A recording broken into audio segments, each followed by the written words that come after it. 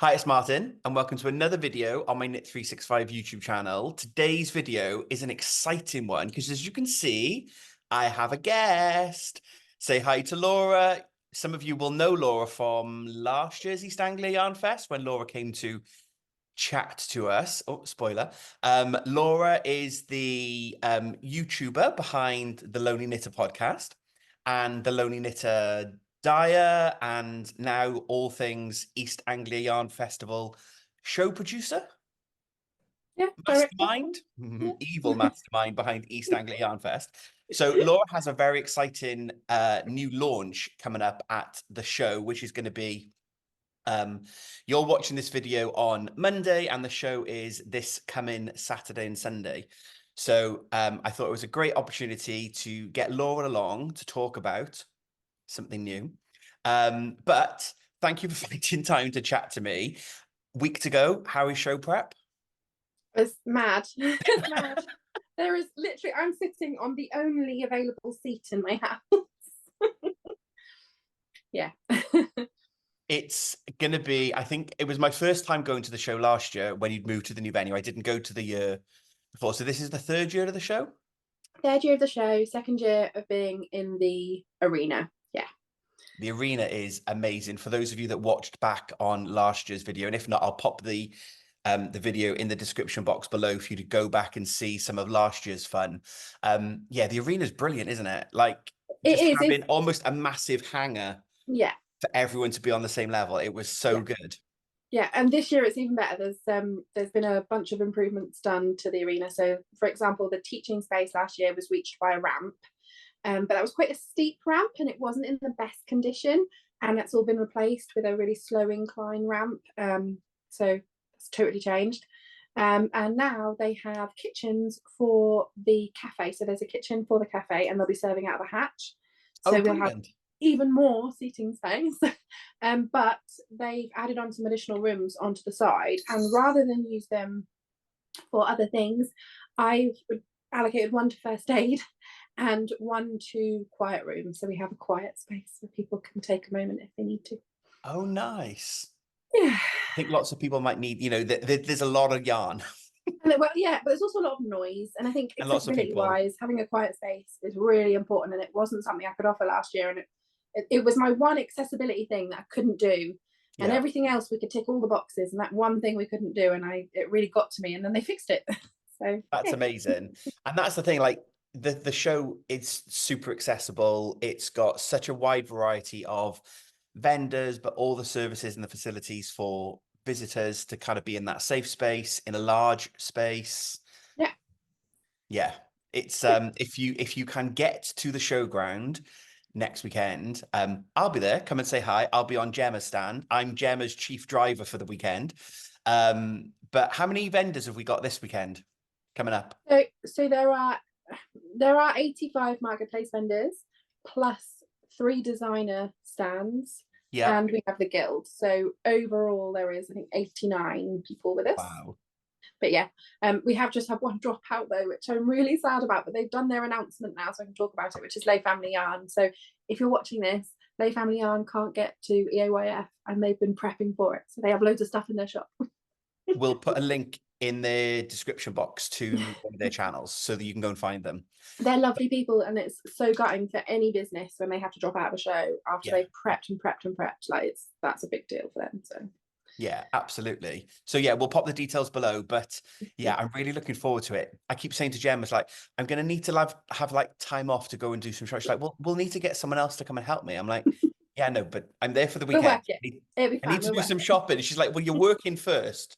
It's like, I'm not sure how we ended up with this, because at one point she said, I have people to help me. Can you just drive me? And it's now turned into Martin's here. And I'm like, okay. So the 2 people that were the helpers, I think one is teaching all weekend now. This does ring a bell. And then the other one, usually she is shared between a couple of stands. She's a joint friend of all of us. And now Yes. I've organised to steal her.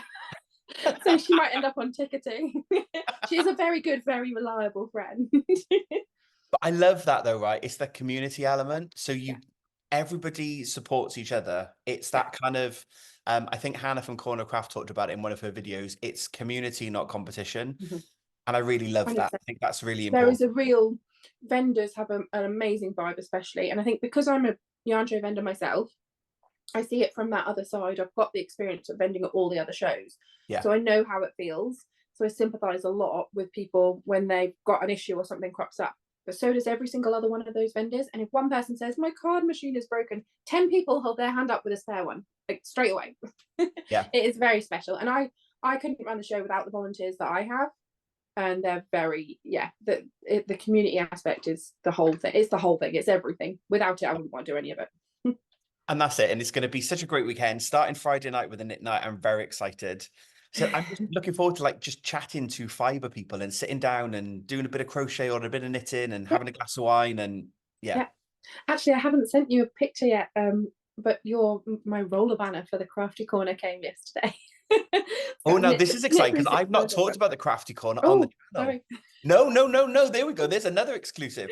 So if you are coming, as Laura mentioned, there's the the catering areas. We've got loads of tables and chairs. What we're going to try and do on both days is come and craft with the podcasters. So the podcasters that were there, I'll be there both days when Gemma lets me off the stand. And I'm going to bring my projects and I'm going to come and sit down. So if you are coming to the show, bring a project with you and come and sit down. There'll be a banner so that you can know where to find us. And hopefully we'll get a big group of people all sitting together, all crafting in the afternoon. So that's going to be really exciting.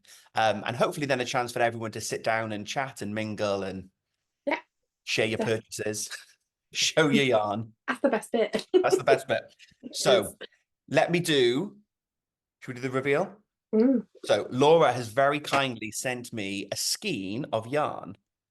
Now this is called Folk, and as it says on the label, an East Anglian yarn. So I've kindly got this, and the challenge is to crochet something. I've got my pattern. I'm going to crochet something with this. You only just got it, so you haven't got a lot of time.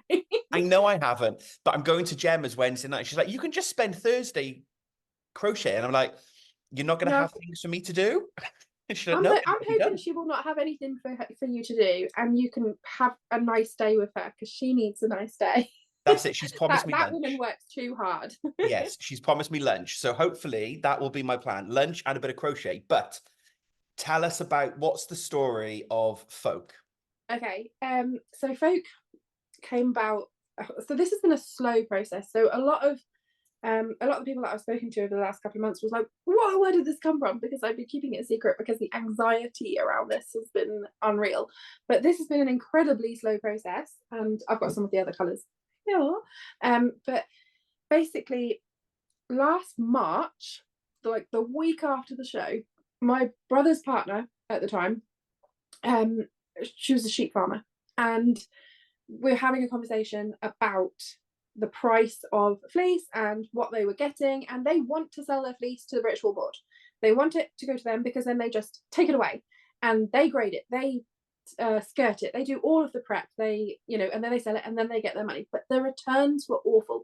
The British Wool Board is very much it's a what's it called, like it works for its members. So the farms sign up, they're members of the Wool Board, and then all their wool goes off, it gets sold, and then they all get a share price. And that price is incredibly low for a lot of the wool that is coming out of East Anglia. And that's a problem all over the UK. It's not just an East Anglian problem. It's really, really hard for our farmers. And she was trying to work out a way that she could give me. It nearly ended up with me having 200 fleeces in my back garden. I don't have a very big back garden. and 200 stinky fleeces, it's not going to go down well with anybody. Yes. So yeah, it started off with like offers of fleece, and me trying to think of a way that I could bring some worth to them, and then it turned into me trying to think of a way to get them spun, and then me realizing that actually this isn't something I have enough expertise to do. So I started working with a company, and we started talking about how much of an impact it could make and what I wanted the content to be, because there are certain wools, certain breeds that you'll see a lot in the makeup of on the back of a label. and you'll think, oh yeah, no, I've had that before. I've had BFL, I've had merino being the main one, but Yep. most merino isn't grown in the UK. So I wanted something that was really squishy and soft, but still 100% British wool, and also bringing some worth to maybe some of those breeds that you don't see on the back of the yarn label very much.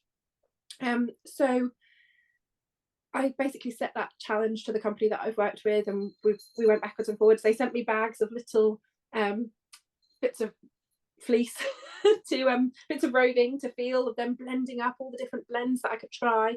And I've settled with this, which is an absolute like dream for me. It's been a year.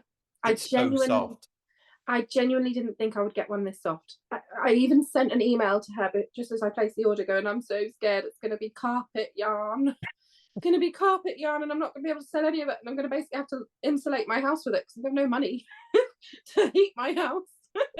And she was like, no, it'll be fine, it'll be fine. So it is 60% Romney. A lot of people have heard of Romney. It's a really, really popular breed. 20% BFL. Again, a lot of people have heard of BFL, and it gives it that extra squish. But it is also 20% Suffolk type. So it says Suffolk on the label, 20% Suffolk, but it's Suffolk type. So it means that we've been less fussy, and we're bringing some worth to those fleeces that are coming out of this area, and they're getting nothing for them. They're getting absolute like pence for these fleece. And my idea is that if this really could grow, if it really could get bigger and bigger, and we could go, you know, from order to order, building up and having more and more, that as time goes on, it will actually bring some worth to that fleece. Yes, it will get more expensive to me because I will be buying more of it and the price will go up because there's less of it out there, but it might just do my little tiny little bit of difference to bring a little bit more money into the British wool industry, into the British farmers' pockets, who work so crazy hard and then see that tiny return and just feel absolutely devastated. So this one's not even twisted up, I've just grabbed one. So these are all my colours, and yeah, this is sort of the very beginning, but it is fibre sourced from East Anglian farmers. It goes up to Yorkshire to be spun, and some of it is dyed, and then it comes back to me in Lowestoft without a single air mile on it. It's sustainable, it's you know, natural, it's supporting local and supporting local jobs, supporting local economy. Like, you know, there's so much that we don't have anymore in the UK that we used to have, and I'm not saying that any of that with any shade towards companies from all over the world. I'm a hand dyer myself. Most of my yarn is merino that will be coming from New Zealand. You know, it's not that there's a place for everyone and everything. Yeah. And this little corner of the wool world that I'm starting with this is just our little area as well. And that's why I was really like keen to get you to come on, because I was originally going to start doing this video, everybody, to kind of show off the skein that I have and then a bit of the progress. And as I was chatting to Laura, I was like, no one can get the passion for this over as well as you can. But I think it's really interesting, and hopefully folks will resonate with some of that, because I did a mini series last year with Ellie from Tidin Bryn, from her putting the spotlight on Welsh sheep farming and how she goes from her small flock to the mill that's 5 miles away, that provenance. And it was really interesting to see. And you kind of, as a knitter, I get a ball of wool and I just make it. And that's where that mini series started, was me almost being fascinated with where the wool comes from. But then hearing that then from your, as a designer, as a dyer, sorry, perspective, and living in that local area and knowing that the value or not that's given to those fleeces, and it's a commodity at the end of the day, isn't it? You know, the wool board don't necessarily set the price. You know, that's a worldwide price that people will be paying. It's what they can sell it for. They're selling it at auction for what they can sell it for, and then their proceeds are divided up amongst their members. So it's just what they can get for it. Yeah. And if it was a better price, everyone would be doing better. And the thing is, I say this all the time, but if you don't use it, you'll lose it. We are going to lose the small amount of industry we have left in this country if we don't all champion it. And yeah, there's nothing about this yarn that doesn't make me feel good, warm and fuzzy. Do you know what I mean? And I just think you can do something and not see a single downside, if you can do something and not see a single thing that has a bad feeling in it, then it can only be the right thing to do, right? Yeah. And it's But such yeah, a great, as an outsider listening, it's such a great extension of the East Anglia Festival, though, because if I remember when I talked to you last year, the show started because you as a customer and actually as a vendor had no real local shows on the scale that you've now got. You had to leave the region yeah, to go to another show. So again, it's all about the spotlight that you're showing on East Anglia. yeah, Um, and just an extension of that now, it's the East Anglian fleeces, which is yeah. amazing. Okay, yeah. So it's called Folk for a whole ton of reasons. The first one being that I always walk into a group chat and go, "All right, folks." So that's a word that just rolls off my tongue. But East Anglia is predominantly Suffolk and Norfolk, a little bit of Cambridgeshire, a little bit of Essex potentially, but Suffolk and Norfolk, and folk is in both of those words. That's really cute. You hadn't told me And that then, before. yeah, and then the colourways are names of places in Suffolk and Norfolk. Just places that I've been, or that mean something to me, or that sort of resonated with a colour. And so you Yeah, have Roxham, I believe. You've got I Roxham, do. which is the yellow one, and then, or the goldy sort of mustardy one.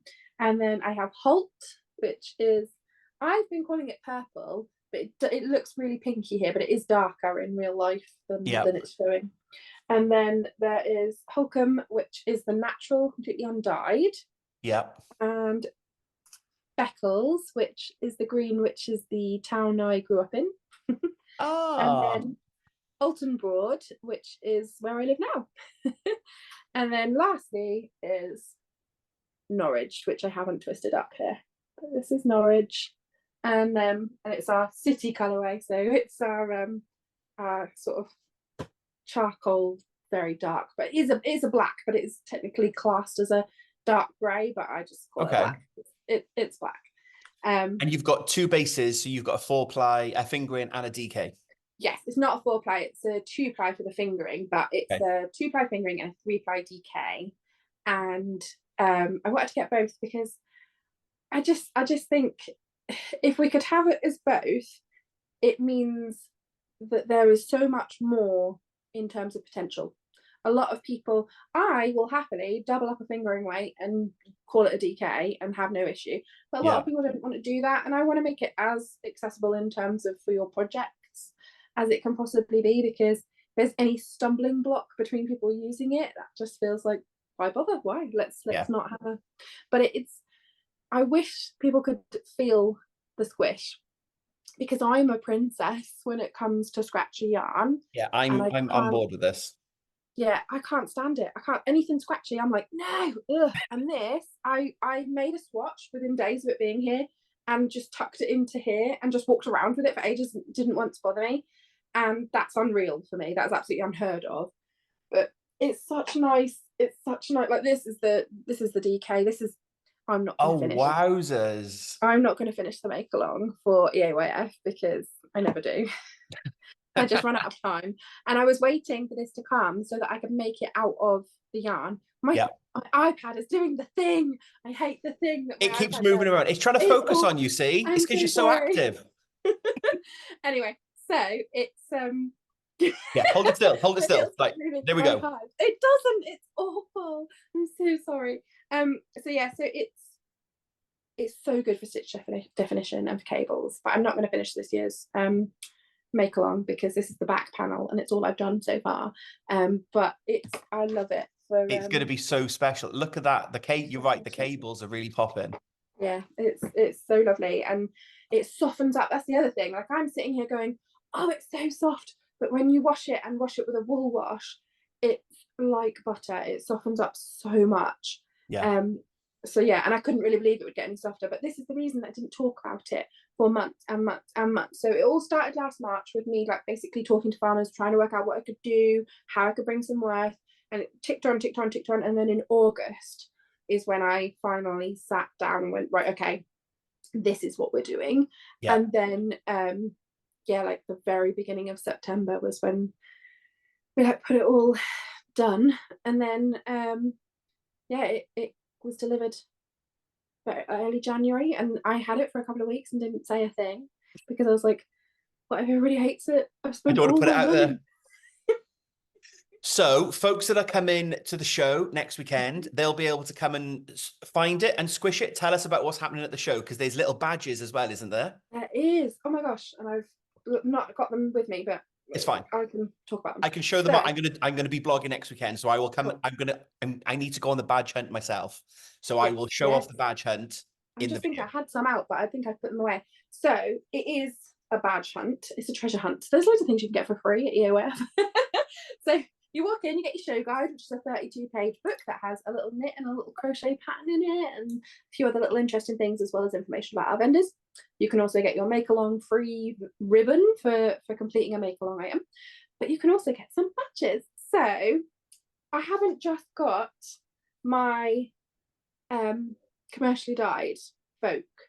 I also have some hand dyed folk happening. So a bunch of dyers, 4 amazing dyers who are in our marketplace, have worked with some undyed folk to hand dye it and have it in our marketplace. So they've each only got a couple of kilos, so they haven't got a huge amount. So you are going to want to have to like get there quick if you want some. Yeah. But it is the Fibre Fox, Curated Yarn Co., Castleview Yarns, and the Crafty Bird.